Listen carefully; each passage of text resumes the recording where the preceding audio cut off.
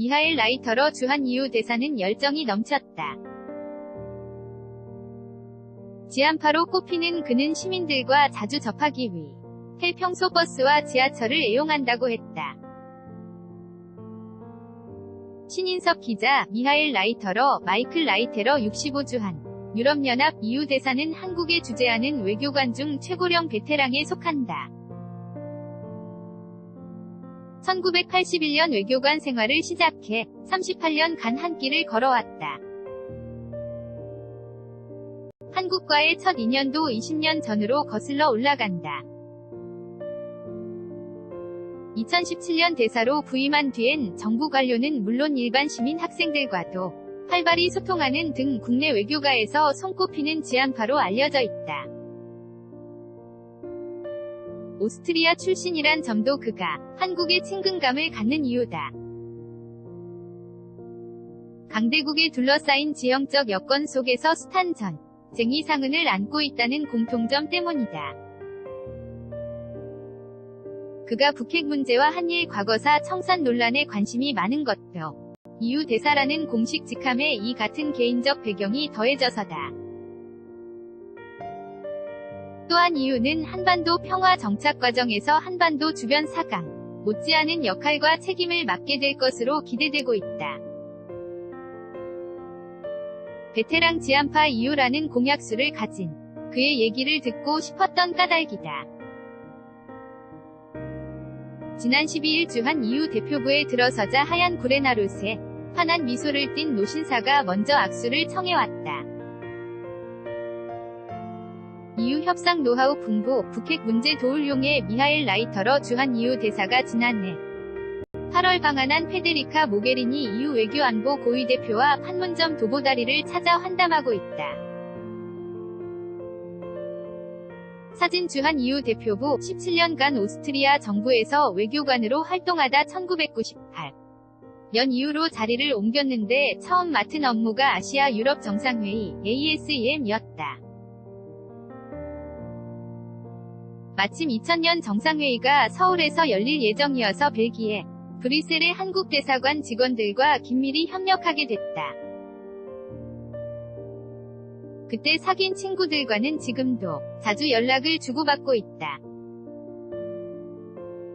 5월 9일이 유럽의 날이라 매년 전 세계에서 축하 리셉션이 열리는데 마침 부임 후 첫 기념일에 대선이 치러져 어쩔 수 없이 날짜를 연기해야 했다. 장소도 새로 잡아야 했는데 이때도 한국인 친구의 도움을 많이 받았다. 웃음. 2000년 방한했을 때 코엑스 주변은 시골 같은 느낌이었다. 고층 건물은 아셈타워와 호텔뿐이었다. 도심 고군과 공원도 관리 상태가 그다지 좋지 않았다.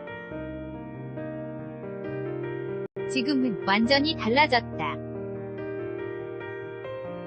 서울에 대한 국제적 평판도 몰라보게 좋아졌고 딸도 한국을 너무 좋아해 종종 찾아오는데 그때마다 내가 직접 차를 몰고 함께 전국을 여행하곤 한다. 한국의 숨겨진 모습을 최대한 많이 접하고 싶어 가급적 국도나 작은 도로를 애용한다. 그는 부임 후이 연간 촛불 집회부터 평창 겨울올림픽, 남북 정상회담 등 유독 크고 굵직한 사건이 끊이질 않았다고 회고했다. 곁에서 지켜본 소감이 궁금했다.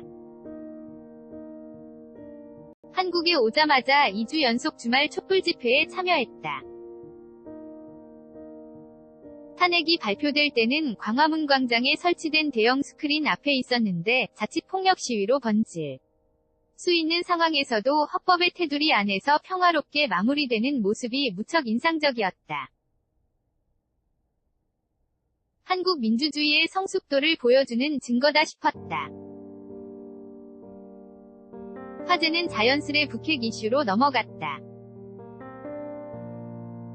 알다시피 2017년은 한반도의 긴장이 최고조에 달한 시기였다.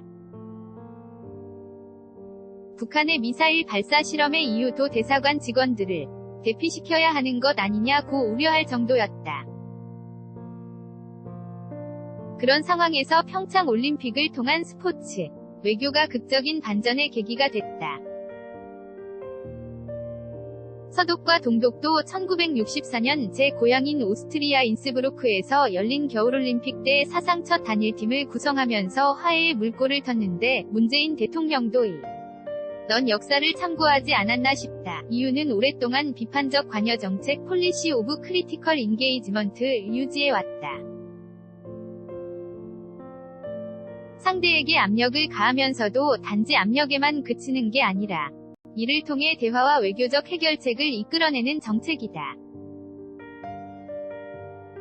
따라서 대북 제재도 외교적 대화를 가속화하는 데 도움이 될 때 의미가 있는 것이다. 이런 시도가 드디어 한반도에서 시작됐고 회담으로 이어졌다는 점이 고무적이다.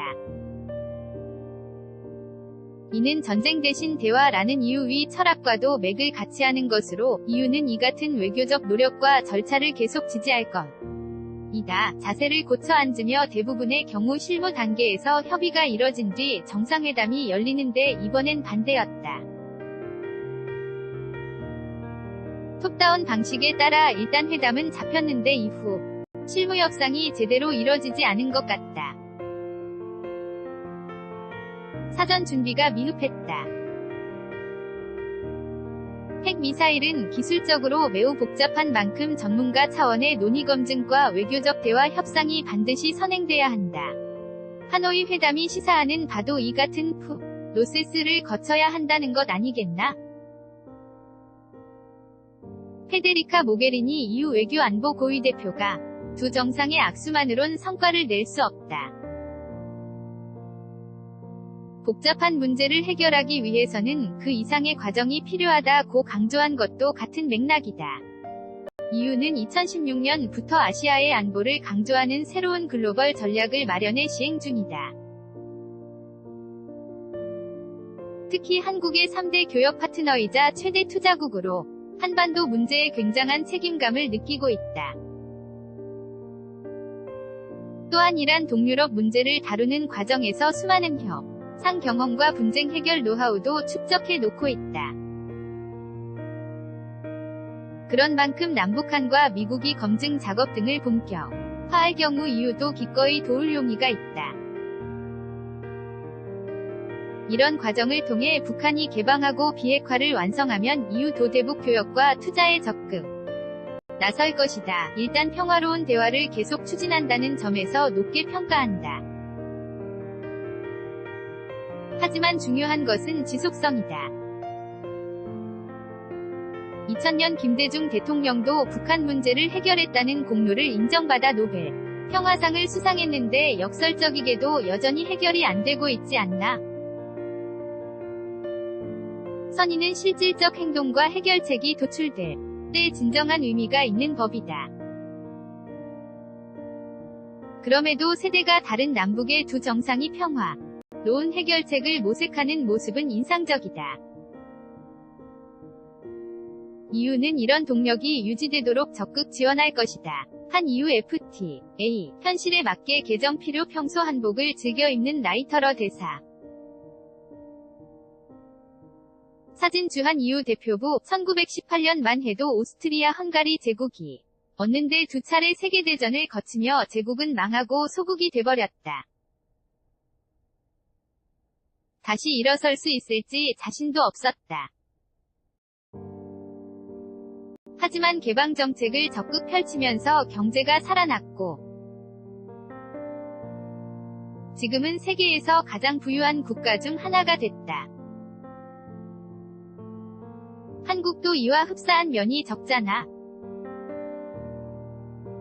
북한도 폐쇄된 국가다 보니 어려움을 겪고 있는 것 아니겠나?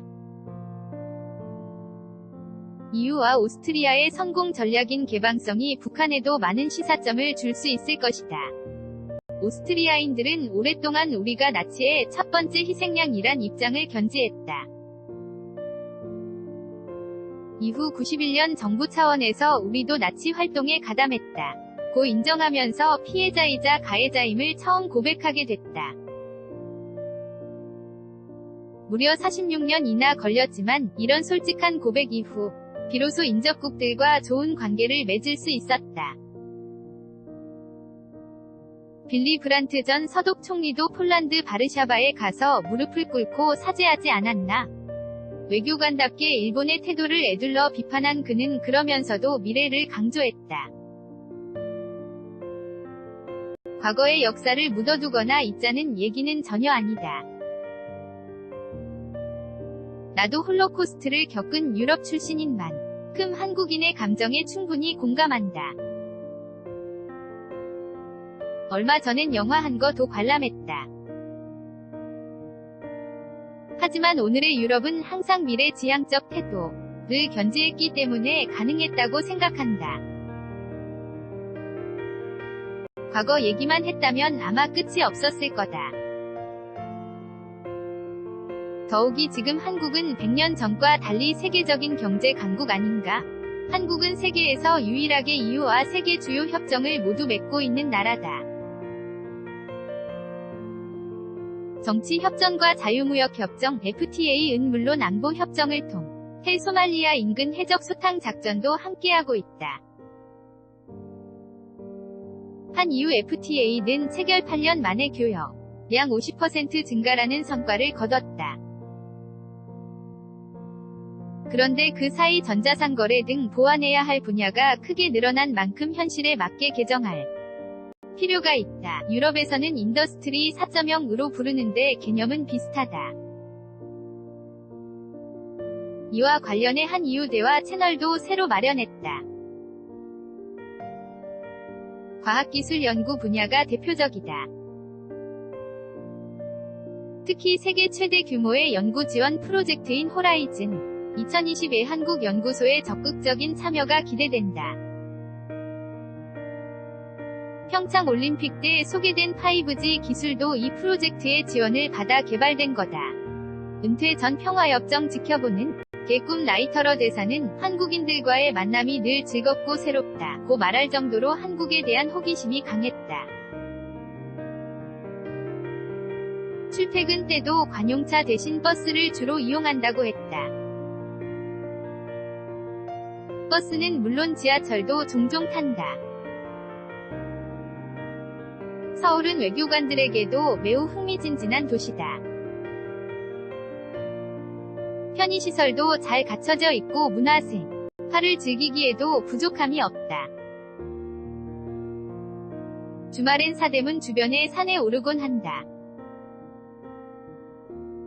매운 음식도 어느새 익숙해졌다. 유일하게 안 좋은 점을 꼽자면 최근의 대기오염이랄까 웃음. 1980년대 초 아프리카에 근무할 때는 컴퓨터도 팩스도 없어서 본국과 소통하려면 텔렉스에 의존해야 했다. 지금은 상황이 완전히 달라졌다. 한 이후 외교장관이 수시로 문자와 전화를 주고받는다. 그러다 보니 대사 역할도 바뀌어야 했다. 한국인들을 직접 만나